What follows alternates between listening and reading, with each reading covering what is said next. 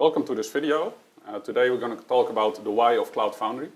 I'm Ruurd, this is Chris, and for the purpose of this video I'm going to be the developer and Chris is going to be the IT.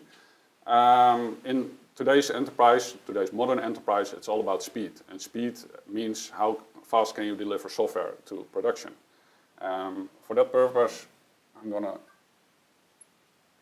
draw some developers. They are embedded inside the business and they have a question to the IT department. Here is my code. How fast can I deploy that somewhere? Do you have something for me? Well, I have this shiny IaaS running vSphere, and I can deploy a virtual machine for you, and you can deploy whatever you want on top of that virtual machine. Sounds good. What's the timeline? Well, probably about a week currently. Would it give any help? No, I want it now actually. Now? Yeah. Oh, wow. Well, currently we have a project in which we build a portal. And on that portal you'll be able to just order a virtual machine. So you'll have it in like 5-10 minutes. Okay. Would it be better? Sounds awesome. Can I just deploy my code on it when I have it?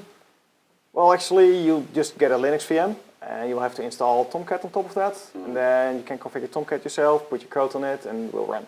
For every single app I have to push and scale out, I have to configure Tomcat on a server. Yep, you have to install Tomcat on the machine. That sounds very labor intensive. Do you have something more integrated for me? Well, we can create a new service for you. You could create a service which deploys a VM including Tomcat. So you'll get, awesome. You get this, you get an OS, and on top of the OS you'll have Tomcat running. Can I deploy my code on that just with a single command? Well, no, not a single command. You have to log into the machine, you have to copy your compiled code, configure Tomcat, request some DNS entries, maybe configure a load balancer, and then you'll have your code running. You know what, this sounds all too complicated. I heard about this new shiny Docker thing. Can you just give me the largest VM you have and install Docker on it? Then I'll just do it myself. Sure, we'll deploy a very big VM for you. We'll put Docker on it. And then you can just deploy your Docker images. If you awesome. Want. Well, one final question.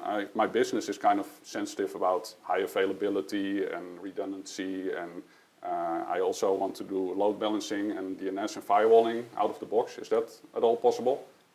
No, not really. We'll still have to configure the load balancer manually. We're working on some automation around it, but it still takes time. You also have to request your own DNS entries and everything. So it'll still take a bit of time to deploy the application, and on top of that you won't have any high availability really, because it's just one machine with one Docker image, and if that fails, it's unavailable.